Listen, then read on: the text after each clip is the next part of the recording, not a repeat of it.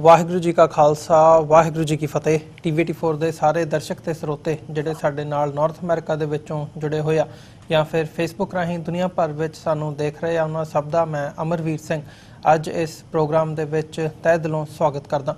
Viewers, ਅਸੀਂ ਪਿਛਲੇ ਦਿਨਾਂ ਦੇ ਵਿੱਚ ਦੇਖਿਆ ਕਿ ਮਹਾਰਾਸ਼ਟਰ ਦੇ ਵਿੱਚੋਂ ਬਾਹਰਲੀਆਂ ਸਟੇਟਾਂ ਦੇ ਵਿੱਚ ਪੂਰੇ ਭਾਰਤ ਦੇ ਵਿੱਚ ਜਿਹੜਾ ਇੱਕ ਮਾਹੌਲ ਬਣਿਆ ਹੋਇਆ, ਜਿਹੜੇ ਕਾਰਕੁਨ ਹੈਗੇ ਆ ਮਨੁੱਖੀ ਅਧਿਕਾਰਾਂ ਲਈ ਆਪਣੀ ਜਿਹੜੀ ਆਵਾਜ਼ ਬੁਲੰਦ ਕਰਦੇ ਆ, ਉਹਦੇ ਵਿੱਚ ਰਾਈਟਰਸ ਸ਼ਾਮਲ ਨੇ, ਲਿਖਾਰੀ ਨੇ, ਐਕਟਿਵਿਸਟ ਨੇ, ਸੋਸ਼ਲ ਵਰਕਰਸ ਨੇ ਤੇ ਹੋਰ ਜਿਹੜੇ ਫੀਲਡਸ ਦੇ ਮਾਹਰ ਹੈਗੇ ਨੇ, ਉਹਨਾਂ ਨੂੰ ਗ੍ਰਿਫਤਾਰ ਕਰਨ ਦੀ ਜਿਹੜੀ ਇੱਕ ਲਾਈਨ ਦੇਖਣ ਨੂੰ ਮਿਲੀ ਹੈ। ਉਹਨਾਂ ਦੇ ਸਬੰਧ ਨਕਸਲਵਾਦੀਆਂ ਨਾਲ ਜੋੜ ਕੇ ਉਹਨਾਂ ਨੂੰ ਅਰਬਨ ਨਕਸਲਸ ਜਿਹੜਾ ਹੈਗਾ ਕਿਹਾ ਗਿਆ ਤੇ ਇਹ ਗੱਲ ਕਹੀ ਗਈ ਹੈ ਕਿ ਉਹਨਾਂ ਨੇ ਮੋਦੀ ਰਾਜ ਦੇ ਖਿਲਾਫ ਮੋਦੀ ਨੂੰ ਮਾਰਨ ਦੀ ਵੀ, ਨਰਿੰਦਰ ਮੋਦੀ ਨੂੰ ਮਾਰਨ ਦਾ ਇੱਕ ਪਲਾਟ ਤੇ ਮੋਦੀ ਰਾਜ ਦੇ ਖਿਲਾਫ ਜਿਹੜੀ ਹੈਗੀ ਹੈ ਦੇਸ਼ ਧਰੋਹ ਦੀ ਇੱਕ ਲਾਈਨ ਵੀ ਜਿਹੜੀ ਹੈ ਉਹ ਕਹੀ ਜਾ ਰਹੀ ਹੈ। ਸੋ ਇਸ ਸਾਰੇ ਪਾਰਟ ਨੂੰ ਜਦੋਂ ਅਸੀਂ ਦੇਖਦੇ ਹਾਂ ਤਾਂ ਇੱਕ ਜਿਹੜੀ ਭਾਰਤ ਦੇ ਵਿੱਚ ਡਾਈਸੈਂਟ ਦੀ ਆਵਾਜ਼ ਹੈਗੀ ਹੈ ਨਰਿੰਦਰ ਮੋਦੀ ਦੀ ਸਰਕਾਰ ਦੇ ਖਿਲਾਫ, ਉਹ ਵੀ ਦੇਖਣ ਨੂੰ ਮਿਲੀ ਹੈ। ਇੱਕ ਮੂਵਮੈਂਟ ਟਵਿੱਟਰ ਸੋਸ਼ਲ ਮੀਡੀਆ ਤੇ ਦੇਖਣ ਨੂੰ ਮਿਲੀ, ਮੀ ਟੂ ਅਰਬਨ ਨਕਸਲ ਦੇ ਨਾਮ ਥੱਲੇ। ਸੋ ਇਹ ਸਾਰੇ ਪਾਰਟ ਨੂੰ ਅਸੀਂ ਸਿੱਖ ਪਰਸਪੈਕਟਿਵ ਤੋਂ ਅੱਜ ਦੇਖਣ ਦੀ, ਐਨਾਲਾਈਜ਼ ਕਰਨ ਦੀ ਕੋਸ਼ਿਸ਼ ਕਰਾਂਗੇ ਕਿ ਕੀ ਹੈਗਾ ਇਹ ਐਗਜ਼ੈਕਟਲੀ ਤੇ ਸਿੱਖਾਂ ਦੇ ਨਾਲ ਜੋ ਹੋਇਆ ਜਾਂ ਜੋ ਉੱਥੇ ਹੋ ਰਿਹਾ ਭਾਰਤ ਦੇ ਵਿੱਚ ਜਿਹੜੀਆਂ ਹਿਊਮਨ ਰਾਈਟਸ ਵਾਇਲੇਸ਼ਨਸ ਦੀਆਂ ਘਟਨਾਵਾਂ ਹੈਗੀਆਂ ਨੇ, ਉਹ ਕਿਵੇਂ ਇਹ ਸਾਰੇ ਦੇ ਨਾਲ ਮੇਲ ਖਾਂਦੀਆਂ ਨੇ। ਤੇ ਨਾਲ ਹੀ ਇਸੇ ਸ਼ੋਅ ਦੇ ਵਿੱਚ ਅੱਜ ਅਸੀਂ ਜਿਹੜੀਆਂ ਰੀਸੈਂਟ ਪੋਲਿਟਿਕਸ ਹੈਗੀ ਹੈ ਪੰਜਾਬ ਦੀ, ਖਾਸ ਤੌਰ ਤੇ ਜਿਹੜੀ ਖੇਤਰੀ ਸਿਆਸਤ ਹੈ, ਜਸਟਿਸ ਰਣਜੀਤ ਸਿੰਘ ਕਮਿਸ਼ਨ ਦੀ ਰਿਪੋਰਟ ਜਨਤਕ ਹੋਣ ਤੋਂ ਬਾਅਦ, ਪ੍ਰਕਾਸ਼ ਸਿੰਘ ਬਾਦਲ ਦੇ ਬਿਆਨ ਹੋਣ, ਕੈਪਟਨ ਅਮਰਿੰਦਰ ਸਿੰਘ ਦੀ ਜਿਹੜੀ ਕਾਰਵਾਈ ਹੈਗੀ ਹੈ ਉਹ, ਤੇ ਆਪੋਜੀਸ਼ਨ ਜਿਹੜੀ ਹੈਗੀ ਹੈ, ਬਾਕੀ ਜਿਹੜੀਆਂ ਧਿਰਾਂ ਨੇ ਉਹਨਾਂ ਦਾ ਕੀ ਰਿਐਕਸ਼ਨ ਹੈਗਾ, ਇਹਦੇ ਤੇ ਵੀ ਗੱਲਬਾਤ ਕਰਾਂਗੇ। ਇਹ ਸਾਰੀ ਵਿਚਾਰ ਚਰਚਾ ਦੇ ਲਈ ਅੱਜ ਸਾਡੇ ਨਾਲ ਦਲ ਖਾਲਸਾ ਦੇ ਜਿਹੜੇ ਪ੍ਰਧਾਨ ਨੇ ਸਰਦਾਰ ਹਰਪਾਲ ਸਿੰਘ ਚੀਮਾ, ਉਹ ਸਾਡੇ ਨਾਲ ਪੰਜਾਬ ਦੇ ਵਿੱਚੋਂ ਫੋਨ ਲਾਈਨ ਤੇ ਜੁੜੇ ਨੇ। ਆਓ ਉਹਨਾਂ ਨਾਲ ਮਿਲ ਕੇ ਅੱਜ ਦੀ ਵਿਚਾਰ ਚਰਚਾ ਦੀ ਸ਼ੁਰੂਆਤ ਕਰਦੇ ਹਾਂ। ਹਾਂਜੀ ਚੀਮਾ ਸਾਹਿਬ, ਤੁਹਾਡਾ ਸਵਾਗਤ ਹੈ ਜੀ। ਵਾਹਿਗੁਰੂ ਜੀ ਕਾ ਖਾਲਸਾ ਵਾਹਿਗੁਰੂ ਜੀ ਕੀ ਫਤਿਹ। ਵਾਹਿਗੁਰੂ ਜੀ ਕਾ ਖਾਲਸਾ ਵਾਹਿਗੁਰੂ ਜੀ ਕੀ ਫਤਿਹ ਜੀ ਸਾਰਿਆਂ ਨੂੰ। ਚੀਮਾ ਸਾਹਿਬ ਜੀ, ਗੱਲ ਜਿਹੜੀ ਇਹ ਨਕਸਲੀਆਂ ਦੇ ਖਿਲਾਫ ਇੱਕ ਲਾਈਨ ਦੇਖਣ ਨੂੰ ਮਿਲ ਰਹੀ ਹੈ ਜਾਂ ਜਿਹੜੀ ਇਹ ਸਰਕਾਰ ਨੇ, ਐਡਮਿਨਿਸਟ੍ਰੇਸ਼ਨ ਨੇ ਕਾਰਵਾਈ ਕੀਤੀ ਹੈ, ਇਹਨੂੰ ਤੁਸੀਂ ਕਿਵੇਂ ਐਨਾਲਾਈਜ਼ ਕਰਦੇ ਹੋ ਤੇ ਜਿਹੜਾ ਸਿੱਖ ਸੰਘਰਸ਼ ਹੈਗਾ ਉਹਦੇ ਨਾਲ ਕਿਵੇਂ ਜੋੜ ਕੇ ਦੇਖਦੇ ਹੋ? ਜਿਹੜਾ ਇਹ ਮੀ to urban Naxal the line ਹੈਗੀ ਹੈ, ਇਹ ਕੀ ਹੈ ਐਗਜ਼ੈਕਟਲੀ? ਦੇਖੋ, ਮਾਓਵਾਦੀ ਆਪਣੀ ਲੈਂਡ ਨੂੰ ਬਚਾਉਣ ਲਈ, ਆਪਣੇ ਹੱਕਾਂ ਦੇ ਲਈ ਲੜਾਈ ਲੜ ਰਹੇ ਆ। ਮੋਦੀ ਸਰਕਾਰ ਜਦੋਂ ਤੋਂ ਵੀ ਅੱਜ ਤੋਂ 5 ਸਾਲ ਪਹਿਲਾਂ, ਆਲਮੋਸਟ 4 ਸਾਲ ਪਹਿਲਾਂ ਤੋਂ ਲੈ ਕੇ ਜਦੋਂ ਤੋਂ ਇਹ ਰਾਜ ਸਭਾ ਦੇ ਵਿੱਚ ਆਈ ਹੈ, ਇਹਨੇ ਡਿਫੈਂਸ ਦੀ ਆਵਾਜ਼ ਨੂੰ ਦਬਾਉਣ ਦੇ ਲਈ ਜੋ ਵੀ ਬੰਦਾ, ਚਾਹੇ ਜਿਹਨੇ ਵੀ ਇਹਦੀਆਂ ਪਾਲਿਸੀਜ਼ ਦੇ ਨਾਲ ਦੇ ਅਗੇਂਸਟ ਆਵਾਜ਼ ਉਠਾਈ ਹੈ, ਔਰ ਉਹਨੂੰ ਇਹਨਾਂ ਨੇ ਹਰੇਕ ਹਲਵਾ ਵਰਤ ਕੇ ਉਹਨੂੰ ਦਬਾਉਣ ਦੀ ਕੋਸ਼ਿਸ਼ ਕੀਤੀ ਹੈ।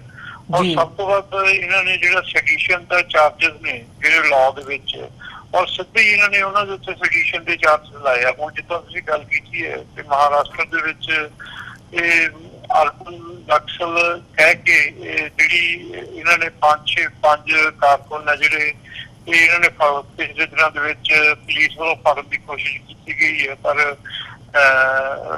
ਸੁਪਰੀਮ ਕੋਰਟ ਦੀ ਦਖਲਅੰਦਾਜ਼ੀ ਦੇ ਨਾਲ ਉਹਨਾਂ ਨੂੰ ਇਹ ਅਰੈਸਟ ਤਾਂ ਨਹੀਂ ਕਰ ਸਕੀ, ਪਰ ਉਹਨਾਂ ਨੂੰ ਹਾਊਸ ਅਰੈਸਟ ਇਹਨਾਂ ਨੇ ਕੀਤਾ ਹੈ। ਪੁਲਿਸ ਕਸਟਡੀ ਤਾਂ ਨਹੀਂ ਲਿਆ ਇਹਨਾਂ ਨੇ, ਕਿਉਂਕਿ 6 ਸਤੰਬਰ ਤੱਕ ਦਾ ਉਹਨਾਂ ਦੇ ਉੱਤੇ ਰੋਕ ਲਾਈ ਹੈ। 6 ਸਤੰਬਰ ਤੋਂ ਬਾਅਦ ਸੁਪਰੀਮ ਕੋਰਟ ਨੇ ਇਹ ਗੱਲ ਕਹੀ ਹੈ ਕਿ ਸਾਨੂੰ ਸਬੂਤ ਦਿਖਾਏ ਜਾਣ ਜਿਹੜੇ ਉਹਨਾਂ ਦੇ ਖਿਲਾਫ ਹੈ, ਜਿਹੜੇ ਉਹਨਾਂ ਨੇ ਦੋਸ਼ ਲਾਏ ਆ ਪੁਲਿਸ ਨੇ।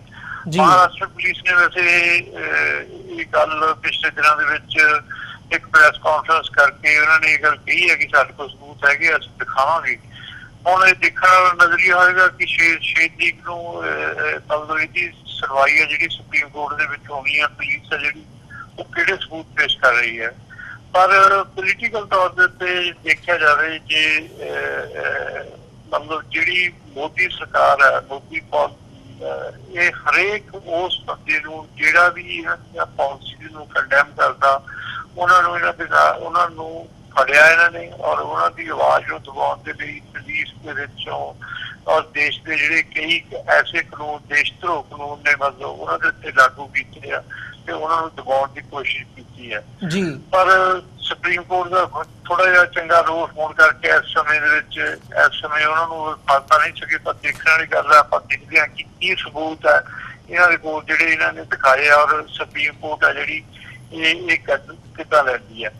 ਇਹ ਏਦਾਂ ਦਾ ਹੀ ਮਤਲਬ ਨਜ਼ਰੀਆ ਜਿਹੜਾ ਆ ਇਹ ਮੈਨੂੰ ਤਾਂ ਲੱਗਦਾ ਕਿ ਹਿੰਦੁਸਤਾਨ ਦਾ ਜਿਹੜਾ ਸੈਂਟਰ ਗਵਰਨਮੈਂਟ ਦਾ ਸਿਸਟਮ ਹੈ ਇਹੀ ਸਿਸਟਮ ਇਹਨਾਂ ਨੇ ਪਿਛਲੇ ਦਿਨਾਂ ਦੇ ਵਿੱਚ ਪਿਛਲੇ 20 ਸਾਲਾਂ ਦੇ ਵਿੱਚ ਪੰਜਾਬ ਦੇ ਵਿੱਚ ਭਾਰਤ ਦੇ ਨਾਰਥ ਖਿੱਤੇ ਦੇ ਵਿੱਚ ਵੀ ਏਦਾਂ ਹੀ ਸਿੱਖਾਂ ਦੇ ਜਿੱਦਾਂ ਜਸਵੰਤ ਸਿੰਘ ਖਾਲੜਾ ਹੋਏ ਮਤਲਬ ਜਦੋਂ ਵੀ ਕਿਸੇ ਨੇ ਆਵਾਜ਼ ਸਿੱਖ ਹੱਕਾਂ ਦੇ ਲਈ ਜਾਂ ਉੱਥੋਂ ਦੇ ਮਨੁੱਖੀ ਹੱਕ ਜਿਹੜੇ ਹਿਊਮਨ ਰਾਈਟਸ ਵਾਇਲੇਸ਼ਨ ਹੈ ਉਹਦੇ ਅਗੇਂਸਟ ਮਤਲਬ ਕੋਈ ਆਵਾਜ਼ ਉਠਾਈ ਹੈ ਤਾਂ ਉਹਨਾਂ ਨੇ ਉਹਨਾਂ ਤੱਕ ਤਾਂ ਹਾਲੇ ਦੇਸ਼ ਧਰੋਹ ਦਾ ਕੇਸ ਹੀ ਇਹਨਾਂ ਨੇ ਲਾਗੂ ਕੀਤੀ। ਉੱਧਰਲੇ ਪਾਸੇ ਤਾਂ ਇੱਧਰ ਤਾਂ ਇਹਨਾਂ ਨੇ ਮਾਰ ਹੀ ਦਿੱਤੀ ਜਿੱਦਾਂ ਜਿਵੇਂ ਕਿ ਆਪਾਂ ਜਸਵੰਤ ਸਿੰਘ ਖਾਲੜੇ ਦੀ ਗੱਲ ਕਰੀਏ ਔਰ ਉਹਨਾਂ ਨੂੰ ਜਾਨ ਤੋਂ ਹੀ ਹੱਥ ਧੋਣੇ ਪਏ ਆ। ਸੋ ਹਿੰਦੁਸਤਾਨ ਦਾ ਜੋ ਇਹ ਸਿਸਟਮ ਹੈ, ਜੋ ਇਹਨਾਂ ਨੇ ਸਿਸਟਮ ਬਣਾਇਆ ਕਿ ਜਿਹੜਾ ਵੀ ਹਿੰਦੁਸਤਾਨ ਦੀ ਰਾਜ ਸਭਾ ਦੇ ਰਹਿਣ ਵਾਲੀ ਪਾਰਟੀ ਦੇ ਅਗੇਂਸਟ ਕੋਈ ਵੀ ਆਵਾਜ਼ ਬੁਲੰਦ ਕਰੇ, ਚਾਹੇ ਉਹ ਕਾਂਗਰਸ ਰਹੀ ਆ ਹੁਣ ਮੋਦੀ ਸਰਕਾਰ ਹੈ ਤੇ ਉਹਦੇ ਤੇ ਇਹਨਾਂ ਨੇ ਤਸ਼ੱਦਦ ਹਰੇਕ ਤਰੀਕੇ ਦਾ ਤਸ਼ੱਦਦ ਦਿਖਾਇਆ ਔਰ ਜੇਲ੍ਹਾਂ ਵਿੱਚ ਵੀ ਬੰਦ ਕੀਤੇ ਆ ਔਰ ਲੰਬੇ ਸਮੇਂ ਦੇ ਲਈ ਔਰ ਉਹਨਾਂ ਨੂੰ ਜਾਨੋਂ ਵੀ ਮਾਰ ਬਕਾਇਆ।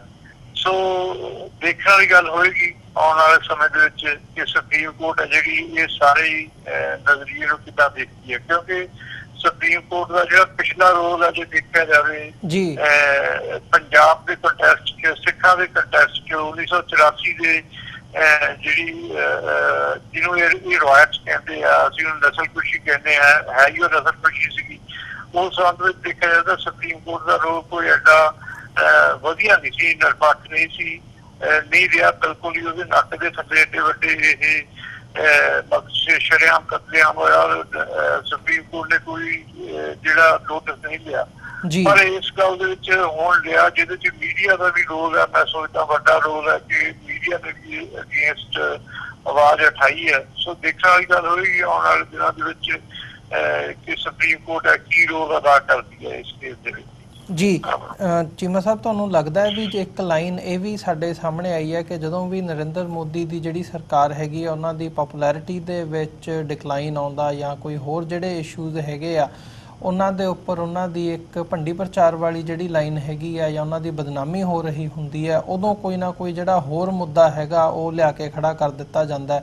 ਜਿਵੇਂ ਇਹ ਸਾਡੇ ਸਾਹਮਣੇ ਹੈ ਕਿ ਜੀ ਇਹ ਰਾਜ ਦੇ ਖਿਲਾਫ ਇੱਕ ਲਾਈਨ ਲਈ ਇਹਨਾਂ ਨੇ ਇੱਕ ਸਾਜ਼ਿਸ਼ ਰਚੀ ਨਰਿੰਦਰ ਮੋਦੀ ਤੱਕ ਮਾਰਨ ਦੀ ਜਿਹੜੀ ਗੱਲ ਹੈਗੀ ਹੈ ਉਹਦੇ ਵਿੱਚ ਸਾਰੀ ਇਨਵੋਲਵ ਕਰਕੇ ਨਕਸਲੀਆਂ ਦਾ ਜਿਹੜਾ ਇਸ਼ੂ ਹੈਗਾ ਉਹਨੂੰ ਲਿਆ ਕੇ ਸਾਹਮਣੇ ਪੇਸ਼ ਕੀਤਾ ਗਿਆ। ਤੁਸੀਂ ਕਿਵੇਂ ਇਸ ਥਾਟ ਦੇ ਨਾਲ ਰਿਲੇਟ ਕਰਦੇ ਹੋ ਕਿ ਜਿਹੜੀ ਇੱਕ ਧਿਆਨ ਡਾਈਵਰਟ ਕਰਨ ਦੀ ਲਾਈਨ ਹੁੰਦੀ ਹੈ ਉਹ ਵੀ ਹੋ ਸਕਦੀ ਇਹਦੇ ਪਿੱਛੇ?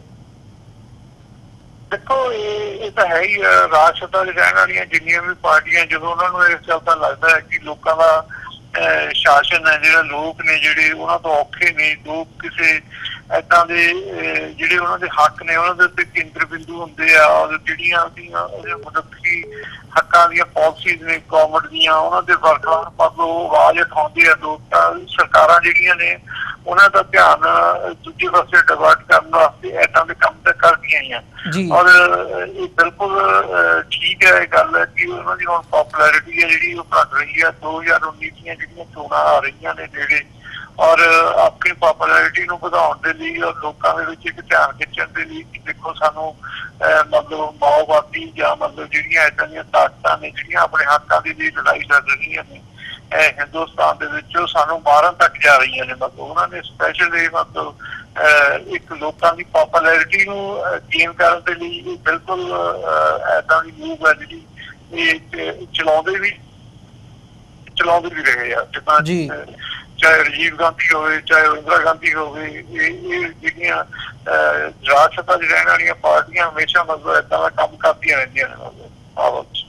ਜੀ ਚੀਮਾ ਸਾਹਿਬ, ਹੁਣ ਜਿਹੜਾ ਰੁੱਖ ਹੈਗਾ ਗੱਲਬਾਤ ਦਾ ਉਹ ਪੰਜਾਬ ਦੇ ਵੱਲ ਨੂੰ ਕਰੀਏ। ਜਦੋਂ ਅਸੀਂ ਦੇਖਿਆ ਪਿਛਲੇ ਦਿਨਾਂ ਦੇ ਵਿੱਚ ਵਿਧਾਨ ਸਭਾ ਦੇ ਵਿੱਚ ਜਿਹੜੀ ਬਹਿਸ ਹੋਈ ਹੈ ਜਸਟਿਸ ਰਣਜੀਤ ਸਿੰਘ ਕਮਿਸ਼ਨ ਦੀ ਰਿਪੋਰਟ ਨੂੰ ਲੈ ਕੇ, ਉਹ ਜਿਹੜਾ ਸਾਰਾ ਇਸ਼ੂ ਹੈਗਾ ਬਰਗਾੜੀ ਦੇ ਵਿੱਚ ਮੋਰਚਾ ਵੀ ਲੱਗਿਆ ਹੋਇਆ ਤੇ ਇਹਦੇ ਤੇ ਜਿਹੜੇ ਵੱਖੋ ਵੱਖਰੇ ਪ੍ਰਤੀਕਰਮ ਆਏ ਆ। ਖਾਸ ਤੌਰ ਤੇ ਅਸੀਂ ਦੇਖਿਆ ਕਿ ਜਿਵੇਂ ਅਕਾਲੀ ਦਲ ਬਾਦਲ ਦੇ ਜਿਹੜੇ ਆਗੂ ਹੈਗੇ ਆ, ਖਾਸ ਤੌਰ ਤੇ ਪ੍ਰਕਾਸ਼ ਸਿੰਘ ਬਾਦਲ ਨੂੰ ਇਸ ਦੇ ਵਿੱਚ ਨਾਮਜ਼ਦ ਕੀਤਾ ਗਿਆ ਰਿਪੋਰਟ ਦੇ ਵਿੱਚ ਕਿ ਉਹਨਾਂ ਨੇ ਕਿਵੇਂ ਜਿਹੜੇ ਆਰਡਰ ਸੀਗੇ ਉਹ ਉੱਥੋਂ ਹੀ ਆਏ ਸੀ।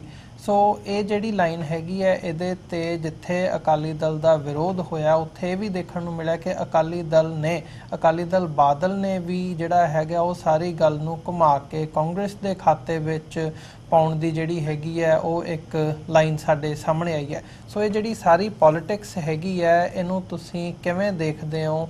ਜਿੱਥੇ ਤੱਕ ਗੁਰੂ ਗ੍ਰੰਥ ਸਾਹਿਬ ਦੀ ਬੇਅਦਬੀ ਤੇ ਸਿੱਖਾਂ ਨੂੰ ਇਨਸਾਫ, ਸਿੱਖ ਨੌਜਵਾਨਾਂ ਨੂੰ ਕਤਲ ਕਰਨ ਦੀ, ਉਹਨਾਂ ਨੂੰ ਇੱਕ ਮਾਰਨ ਦੀ ਲਾਈਨ ਅਸੀਂ ਸਾਹਮਣੇ ਦੇਖਦੇ ਹਾਂ, ਉਹਦੇ ਇਨਸਾਫ ਦੀ ਗੱਲ ਨੂੰ ਛੱਡ ਕੇ ਇਹ ਕਿਤੇ ਨਾ ਕਿਤੇ ਸਿਆਸਤ ਹੁੰਦੀ ਨਜ਼ਰ ਆ ਰਹੀ ਹੈ ਕਿ ਕਾਂਗਰਸ ਜਿਹੜੀ ਹੈ ਉਹ ਸਿਆਸੀ ਰੋਟੀਆਂ ਸੇਕਣ ਦੀ ਲਾਈਨ ਦੇ ਵਿੱਚ ਹੈ। ਅਕਾਲੀ ਉਹਨੂੰ ਆਪਣੇ ਪਾਸਿਓਂ ਕਾਂਗਰਸ ਤੇ ਅਕਾਲੀ ਦਲ ਦੀ ਆਪਸ ਦੇ ਵਿੱਚ ਲੜਾਈ ਬਣਾਈ ਜਾ ਰਹੀ ਹੈ।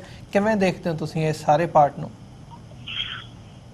ਬਿਲਕੁਲ ਵੀਰ ਜੀ, ਦੇਖੋ 3 ਸਾਲ ਹੋ ਗਏ ਆ 2015 ਦੇ ਵਿੱਚ ਗੁਰੂ ਗ੍ਰੰਥ ਸਾਹਿਬ ਦੀ ਬੇਅਦਬੀ ਦੀਆਂ ਘਟਨਾਵਾਂ ਵਾਪਰੀਆਂ ਨੇ ਪਿੰਡ ਜਵਾਹਰ ਸਿੰਘ ਵਾਲਾ, ਬੁਰਜ ਜਵਾਹਰ ਸਿੰਘ ਵਾਲਾ ਦੇ ਵਿੱਚ, ਬਰਗਾੜੀ ਦੇ ਵਿੱਚ, ਔਰ 3 ਸਾਲ ਇਹਦੇ ਤੇ ਇਨਸਾਫ, ਦੋਸ਼ੀਆਂ ਦੀ ਨਿਸ਼ਾਨਦੇਹੀ, ਵਿਕਟਮਸ ਨੂੰ ਇਨਸਾਫ ਦੇਣ ਦੀ ਬਜਾਏ ਪੋਲਿਟਿਕਸ ਜਿਹੜੀ ਹੈ ਇਸ ਇਸ਼ੂ ਦੇ ਉੱਤੇ ਬਹੁਤ ਜ਼ਿਆਦਾ ਹੋਈ ਹੈ। ਮਤਲਬ ਇਹਦੇ ਚ ਕੋਈ ਸ਼ੱਕ ਨਹੀਂ ਹੈ। ਪਿਛਲੇ ਦਿਨਾਂ ਦੇ ਵਿੱਚ ਕਾਫੀ 3 ਮਹੀਨੇ ਹੋ ਗਏ ਆ ਬਰਗਾੜੀ ਦੇ ਵਿੱਚ ਪੰਥਕ ਜਥੇਬੰਦੀਆਂ ਨੇ ਮੋਰਚਾ ਲਾਇਆ ਇਹ 3 ਇਸ਼ੂਜ਼ ਨੂੰ ਲੈ ਕੇ ਕਿ ਇੱਕ ਜਿਹੜਾ ਇਹ ਬਰਗਾੜੀ ਕਾਂਡ ਹੈ ਇਹ ਜਵਾਹਰ ਸਿੰਘ ਵਾਲਾ, ਇਹਦੇ ਦੋਸ਼ੀ ਆ ਜਿਹੜੇ ਉਹਨਾਂ ਨੂੰ ਦੋਸ਼ੀਆਂ ਦੇ ਕਟਾਰੇ ਦੇ ਵਿੱਚ ਖੜਾ ਕਰਨਾ ਚਾਹੀਦਾ ਹੈ। ਦੂਸਰਾ, ਉਹਨਾਂ ਨੇ ਬਹਿਬਲ ਕਲਾਂ ਦਾ ਜਿਹੜੇ 2 ਨੌਜਵਾਨ ਉੱਥੇ ਸ਼ਹੀਦ ਹੋ ਗਏ ਸੀਗੇ, ਪੁਲਿਸ ਦੀਆਂ ਗੋਲੀਆਂ ਦਾ ਸ਼ਿਕਾਰ ਹੋਏ ਆ, ਉਹਨਾਂ ਦੇ ਦੋਸ਼ੀਆਂ ਨੂੰ ਨਾਮਜ਼ਦ ਕਰਕੇ ਉਹਨਾਂ ਨੂੰ ਕਟਾਰੇ ਵਿੱਚ ਖੜਾ ਕਰਨਾ। ਤੇ ਤੀਜਾ, ਪਿਛਲੇ ਲੰਬੇ ਸਮੇਂ ਤੋਂ ਮੰਨ ਲਓ ਪੰਜਾਬ ਦੇ ਪੋਲਿਟਿਕਸ ਦੇ ਵਿੱਚ ਗੱਲ 5-7 ਸਾਲ ਤੋਂ ਚੱਲ ਰਹੀ ਹੈ ਕਿ ਪੰਜਾਬ ਦੇ ਜਿਹੜੇ ਨੌਜਵਾਨ 2-3 ਦਹਾਕਿਆਂ ਤੋਂ ਸਕੂਲਾਂ ਦੇ ਵਿੱਚ ਬੰਦ ਨੇ, ਉਹਨਾਂ ਨੂੰ ਰਿਹਾ ਕੀਤਾ ਜਾਵੇ ਜਿਨ੍ਹਾਂ ਨੇ ਆਪਣੀਆਂ ਸਜ਼ਾਵਾਂ ਕੱਟ ਲਈਆਂ ਹੋਈਆਂ ਨੇ।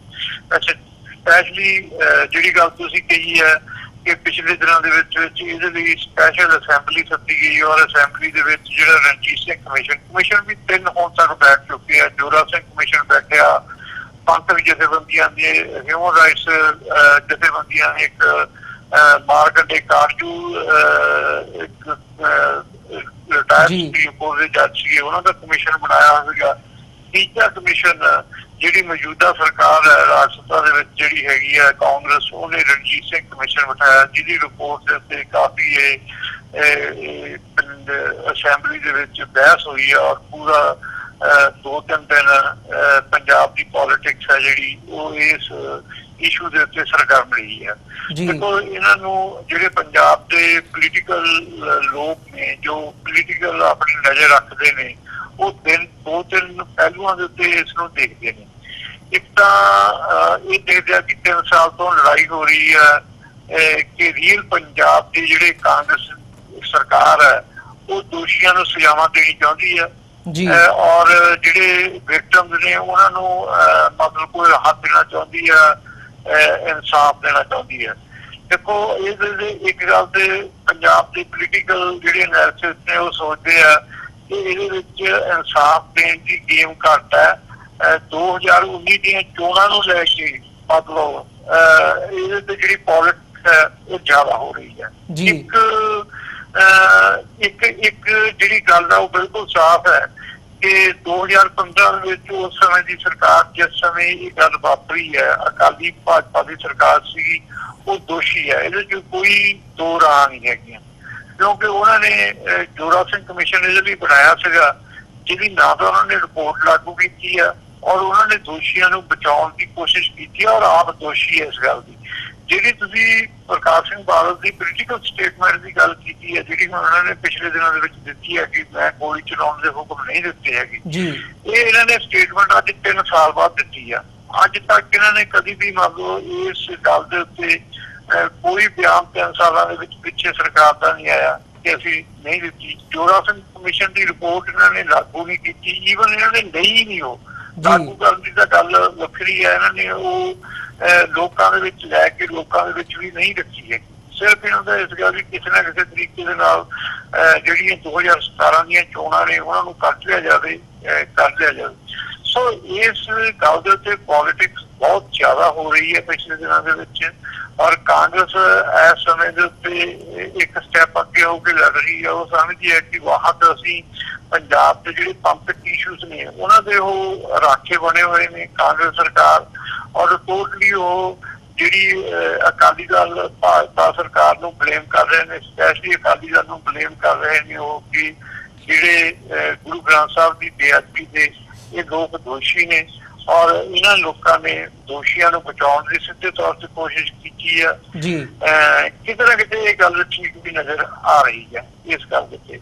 ਪਰ ਦੂਜੇ ਪਾਸੇ ਪਹਿਲੂ 2019 ਦੀਆਂ ਚੋਣਾਂ ਵੀ ਨੇ। ਅਸੀਂ ਇਹ ਸੋਚਦੇ ਹਾਂ ਵੀ ਕਾਂਗਰਸ ਜ਼ਿਆਦਾ ਜਿਹੜਾ ਰਾਮ ਰੌਲਾ ਜਿਹੜੀ ਇਹਨਾਂ ਨੇ ਸਪੈਸ਼ਲ ਅਸੈਂਬਲੀ ਬਣਾਈ ਔਰ ਅਸੈਂਬਲੀ ਦੇ ਵਿੱਚ ਇੱਕ ਦਿਨ ਬਹਿਸ ਕੀਤੀ, ਉਹਦੇ ਵਿੱਚ ਅਕਾਲੀ ਦਲ ਦੀ ਲੀਡਰਸ਼ਿਪ ਨੂੰ ਇਹਨਾਂ ਨੇ ਜਿੰਨੀਆਂ ਰੱਜ ਕੇ ਕੋਸਿਆ ਔਰ ਅਕਾਲੀ ਦਲ ਵਾਲੇ ਭੱਜ ਗਏ ਉਸ ਅਸੈਂਬਲੀ ਦੇ ਵਿੱਚ ਬੈਠਣ ਤੋਂ। ਅਸੀਂ ਇਹ ਸਮਝਦੇ ਹਾਂ ਵੀ ਇਹ ਇਸ਼ੂ ਨੂੰ ਜਿਸ ਤਰੀਕੇ ਨਾਲ 2017 ਦੇ ਵਿੱਚ ਕਾਂਗਰਸ ਨੇ ਕੈਸ਼ ਕੀਤਾ, ਹੋ ਸਕਦਾ ਕਿ 2019 ਦੀਆਂ ਚੋਣਾਂ ਤੱਕ ਇਹ ਇਸ਼ੂ ਨੂੰ ਖਿੱਚ ਕੇ ਲੈ ਕੇ ਜਾਣਾ ਚਾਹੁੰਦੇ ਆ, ਔਰ 2019 ਦੇ ਵਿੱਚ ਉਹਨਾਂ ਨੂੰ ਕੈਸ਼ ਕਰਨਾ ਚਾਹੁੰਦੇ ਆ। ਅਸੀਂ ਜਿਹੜੇ ਲੋਕ ਨੇ ਜਾਂ ਅਸੀਂ ਪੰਜਾਬ ਦੇ ਵਿੱਚ ਰਹਿਣ ਵਾਲੇ ਜਿਹੜੇ ਪੋਲੀਟੀਕਲ ਤੌਰ ਦੇ ਉੱਤੇ ਸੋਚ ਰੱਖਦੇ ਲੋਕ ਨੇ ਸਿਆਸੀ ਤੌਰ ਤੇ, ਉਹ ਇਹ ਵੀ ਸੋਚਦੇ ਆ ਕਿ ਇਹ ਜ਼ਿਆਦਾ ਮਤਲਬ ਮੁੱਦਾ 2019 ਦੀਆਂ ਚੋਣਾਂ ਦੇ ਨਾਲ ਵੀ ਕਿਤੇ ਨਾ ਕਿਤੇ ਰਲਿਆ ਹੋਇਆ ਜੀ। ਅੱਛਾ, ਪੰਥਕ ਜਥੇਬੰਦੀਆਂ ਜਿਹੜੀਆਂ ਨੇ ਹੋਰ ਛੋਟੀਆਂ ਜਥੇਬੰਦੀਆਂ ਨੇ ਉਹ ਇਸ ਗੱਲ ਦੇ ਉੱਤੇ 3 ਸਾਲਾਂ ਤੋਂ ਇਨਸਾਫ ਦਾ ਰੌਲਾ ਪਾ ਰਹੀਆਂ ਨੇ ਕਿ ਇਨਸਾਫ ਦਿੱਤਾ ਜਾਵੇ, ਇਨਸਾਫ ਦਿੱਤਾ ਜਾਵੇ, ਪਰ ਉਹ ਹਾਲੇ ਤੱਕ ਕਿਤੇ ਨਜ਼ਰ ਨਹੀਂ ਆ ਰਿਹਾ। ਜੇ ਇਨਸਾਫ ਥੋੜਾ ਬਹੁਤਾ ਸਾਨੂੰ ਏਦਾਂ ਲੱਗਦਾ ਹੈ ਕਿ ਪਿਛਲੇ ਦਿਨਾਂ ਦੇ ਵਿੱਚ ਪੁਲਿਸ ਨੇ ਬਹਿਬਲ ਕਲਾਂ ਦੇ ਦੋਸ਼ੀ ਆ ਜਿਹੜੇ ਫੜੇ ਆ, ਪਰ ਅੱਜ ਤੱਕ ਵੀ ਪੰਜਾਬ ਸਰਕਾਰ ਨੇ ਇਹ ਦੇਖ ਕੇ ਕਿ ਬਰਗਾੜੀ ਦੇ ਵਿੱਚ ਮੋਰਚਾ ਲੱਗਿਆ ਹੋਇਆ ਔਰ ਉਹ ਦੋਸ਼ੀ ਜਿਹੜੇ ਇਹਨਾਂ ਨੇ ਨਾਮਜ਼ਦ ਕੀਤੇ ਨੇ ਬਰਗਾੜੀ ਦੇ ਵਿੱਚ ਜਿਹੜੇ ਅੰਦਰ ਕੀਤੇ ਹੋਏ ਨੇ, ਇਹਨਾਂ ਨੇ ਕਦੀ ਵੀ ਪ੍ਰੈਸ ਕਾਨਫਰੰਸ ਕਰਕੇ ਜਾਂ ਸਾਫ਼ ਤੌਰ ਦੇ ਉੱਤੇ ਪੰਜਾਬ ਦੇ ਲੋਕਾਂ ਦੇ ਉੱਤੇ ਕਦੀ ਕਲੇਮ ਨਹੀਂ ਕੀਤਾ ਕਿ ਵਾਕਈ ਅਸੀਂ ਬਹਿਬਲ ਉਹਦੇ ਜਿਹੜੇ ਦੋਸ਼ੀ ਆ ਬਰਗਾੜੀ ਦੇ ਉਹ ਫਸਦੇ ਹੋਏ ਨੇ ਤੇ ਆਹ ਬੰਦੇ ਦੋਸ਼ੀ ਨੇ ਤੇ ਆਹ ਕਹਾਣੀ ਹੈ, ਕਦੇ ਕਲੇਮ ਨਹੀਂ ਕੀਤੀ। ਦੂਜਾ ਨੰਬਰ ਦੇ ਉੱਤੇ ਬਹਿਬਲ ਕਲਾਂ ਦੇ ਉੱਤੇ ਵੀ ਰਣਜੀਤ ਸਿੰਘ ਕਮਿਸ਼ਨ ਨੇ ਨਾਮਜ਼ਦ ਕਰ ਦਿੱਤੇ ਹੋਏ ਨੇ 4-5 ਪੁਲਿਸ ਅਫਸਰ, ਚਰਨਜੀਤ ਕੁਮਾਰ, ਇੱਕ SSP ਆ, ਇੱਕ SP ਆ, 2-3 ਥਾਣੇਦਾਰ ਨੇ, ਔਰ ਸੁਮੇਰ ਸੈਣੀ ਦਾ ਵੀ ਉਹਦੇ ਚ ਨਾਮ ਆਉਂਦਾ ਆ, ਮਤਲਬ ਉਮਰਾ ਨਗਰ ਦਾ ਵੀ ਉਹਦੇ ਵਿੱਚ ਨਾਮ ਆਉਂਦਾ ਆ। ਔਰ ਇੱਥੋਂ ਤੱਕ ਹੈ ਕਿ ਉਸ ਰਿਪੋਰਟ ਦੇ ਵਿੱਚ ਇਹ ਵੀ ਗੱਲ ਹੁੰਦੀ ਹੈ ਕਿ 2-2:30 ਵਜੇ ਪ੍ਰਕਾਸ਼ ਸਿੰਘ ਬਾਦਲ ਨਾਲ ਵੀ ਇਸ ਗੱਲ ਤੇ ਹੋਈ, ਜਿਸ ਕਾਰਨ ਪ੍ਰਕਾਸ਼ ਸਿੰਘ ਬਾਦਲ ਨੂੰ ਇਹ ਸਟੇਟਮੈਂਟ ਦੇ ਕੇ ਕਿ ਮੈਂ ਇਹਦੇ ਵਿੱਚ ਦੋਸ਼ੀ ਨਹੀਂ ਹੈਗਾ, ਮੈਂ ਕੋਈ ਆਰਡਰ ਨਹੀਂ ਦਿੱਤੇ ਹੈਗੇ ਇਸ ਗੱਲ ਜੀ। ਸੋ ਮਤਲਬ ਇਸ ਗੱਲ ਦੇ ਉੱਤੇ ਪੰਜਾਬ ਦੀ ਪੋਲੀਟਿਕਸ ਪੂਰੀ ਭਰਤੀ ਹੋਈ ਆ। ਹਰੇਕ ਜਥੇਬੰਦੀ ਕਾਂਗਰਸ ਨੇ ਆਪਣਾ ਆਪ ਨੂੰ ਇਹ ਸਿੱਧ ਕਰ ਲਈ ਕਿ ਅਸੀਂ ਪੰਜਾਬ ਦੇ ਉੱਤੇ ਪੰਥਕ ਦੇ ਰਾਖੇ ਅਸੀਂ ਆ ਹੁਣ, ਔਰ 2019 ਦੀਆਂ ਚੋਣਾਂ ਉਹ ਇਸੇ ਇਸ਼ੂ ਦੇ ਉੱਤੇ ਮੈਨੂੰ ਲੱਗਦਾ ਲੜਨਾ ਚਾਹੁੰਦੇ ਆ ਔਰ ਇਸੇ ਇਸ਼ੂ ਦੇ ਉੱਤੇ ਕੈਸ਼ ਕਰਨਾ ਚਾਹੁੰਦੇ ਆ, ਇਸ ਇਸ਼ੂ ਨੂੰ ਕੈਸ਼ ਕਰਨਾ ਚਾਹੁੰਦੇ ਆ। ਪੰਜਾਬ ਦੀ ਪੋਲੀਟਿਕਸ ਪੋਲੀਟੀਕਲ ਤੌਰ ਦੇ ਉੱਤੇ ਜ਼ਿਆਦਾ ਭੱਜੀ ਹੋਈ ਆ, ਇਹਦਾ ਪੋਲੀਟੀਕਲ ਫਾਇਦਾ ਜਥੇਬੰਦੀਆਂ ਜ਼ਿਆਦਾ ਚੁੱਕਣੀਆਂ ਚਾਹੁੰਦੇ ਨੇ।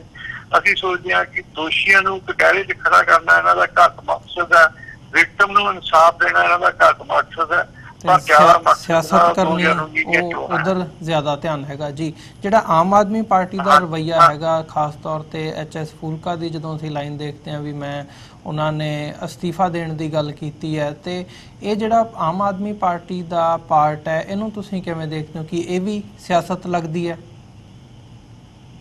ਦੇਖੋ, ਆਮ ਆਦਮੀ ਪਾਰਟੀ ਦੇ ਕੋਲ ਪੰਜਾਬ ਦੇ ਹੋਰ ਤਾਂ ਕੋਈ ਇਸ਼ੂ ਨਹੀਂ ਹੈਗਾ ਇਸ ਸਮੇਂ ਇਸ ਟਾਈਮ। ਜਿਹੜਾ ਵੀ ਇਸ਼ੂ ਚੱਲਣਾ ਉਹਨਾਂ ਨੇ ਤਾਂ ਉਹਨੂੰ ਡਿਪੈਂਡ ਕਰ ਉਹਨਾਂ ਨੂੰ ਉਹਦੀ ਵਿਰੋਧਤਾ ਕਰਨ ਦੀ ਕੋਸ਼ਿਸ਼ ਕਰਨੀ ਹੈ। ਪੰਜਾਬ 'ਚ ਉਹਨਾਂ ਨੂੰ ਵੀ ਏਦਾਂ ਲੱਗਦਾ ਕਿ ਜੇ ਅਗਰ ਇਸ ਇਸ਼ੂ ਨੂੰ, ਕਿਉਂਕਿ ਉਹਨਾਂ ਨੇ ਵੀ ਕੈਸ਼ ਕੀਤਾ 2017 ਦੇ ਵਿੱਚ ਇਸ਼ੂ, ਉਹਨਾਂ ਨੇ ਵੀ ਇਸੇ ਇਸ਼ੂ ਦੇ ਉੱਤੇ ਰੌਲਾ ਪਾ ਕੇ ਕਿ ਇਹ ਦੋਸ਼ੀ ਨੇ ਗੁਰੂ ਗ੍ਰੰਥ ਸਾਹਿਬ ਦੀਆਂ ਸਜ਼ਾਵਾਂ ਦੇ, ਇਹਨਾਂ ਨੇ ਦੋਸ਼ੀਆਂ ਨੂੰ ਅੰਦਰ ਨਹੀਂ ਜਾਂਦਾ, ਤੇ ਉਹਨਾਂ ਨੇ 20-22 ਜਿਹੜੇ MLA ਆ 2017 ਦੇ ਵਿੱਚ ਬਣਾਏ ਆ ਇਸੇ ਇਸ਼ੂ ਨੂੰ ਲੈ ਕੇ। ਹੁਣ ਉਹ ਵੀ ਇਹ ਚਾਹੁੰਦੇ ਆ ਕਿ ਇਸ ਇਸ਼ੂ ਨੂੰ ਗੱਲਾਂ ਕਿਤੇ ਕਾਂਗਰਸ ਨਾਲ ਕੈਸ਼ ਕਰੇ, ਜੇ ਪੰਥਕ ਵੋਟ ਜਿਹੜੀ ਸਿੱਖ ਵੋਟ ਆ ਜਿਹੜੀ ਮਿਲਣੀ ਆ ਅਸੀਂ ਵੀ ਇਹਨੂੰ ਲੈ ਸਕੀਏ, ਤਾਂ ਵੀ ਉਹਨਾਂ ਨੇ ਵੀ ਜਿਹੜਾ ਆਪਣਾ ਰਾਮ ਰੌਲਾ ਆ ਉਹ ਇਸ ਦੇ ਵਿੱਚ ਪਾਇਆ।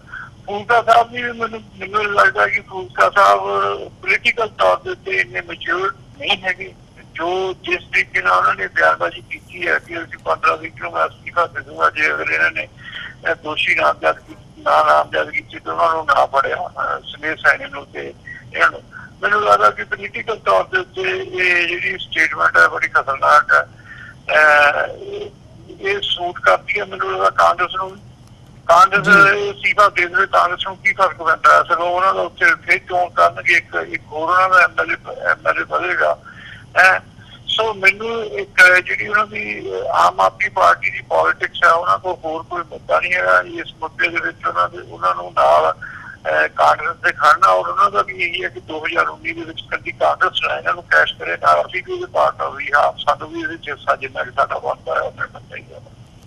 ਜੀ ਚੀਮਾ ਸਾਹਿਬ, ਤੁਹਾਡਾ ਬਹੁਤ ਬਹੁਤ ਧੰਨਵਾਦ। ਤੁਸੀਂ ਆਪਣਾ ਸਮਾਂ ਕੱਢਿਆ ਤੇ ਇਹਨਾਂ ਇਸ਼ੂਜ਼ ਦੇ ਉੱਤੇ ਸਾਡੇ ਨਾਲ ਵਿਚਾਰਾਂ ਦੀ ਸਾਂਝ ਪਾਈ ਹੈ। ਅੱਜ ਦਾ ਸ਼ੋਅ ਸਾਡਾ ਜਿਹੜਾ ਹੈਗਾ ਉਹ ਸਮਾਪਤੀ ਦੇ ਵੱਲ ਨੂੰ ਵੱਧ ਰਿਹਾ ਹੈ ਤੇ ਇੱਥੇ ਹੀ ਤੁਹਾਡੇ ਕੋਲੋਂ ਅਸੀਂ ਇਜਾਜ਼ਤ ਚਾਹਾਂਗੇ ਜੀ। ਬਹੁਤ ਬਹੁਤ ਧੰਨਵਾਦ। ਫਤਿਹ ਦੀ ਸਾਂਝ ਪਾਈਏ।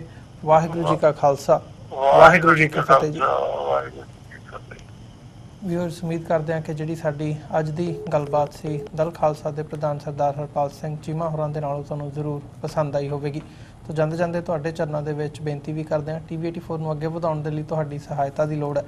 TV84 ਨੂੰ ਡੋਨੇਟ ਕਰਨ ਦੇ ਲਈ ਤੁਸੀਂ ਸਾਡੀ ਵੈਬਸਾਈਟ www.tv84.tv ਤੇ ਜਾ ਕੇ ਸਾਨੂੰ ਡੋਨੇਟ ਕਰ ਸਕਦੇ ਹੋ ਤੇ ਮੰਥਲੀ ਡੋਨੇਸ਼ਨਸ ਦੇ ਲਈ ਪਲੈਜ ਕਰ ਸਕਦੇ ਹੋ।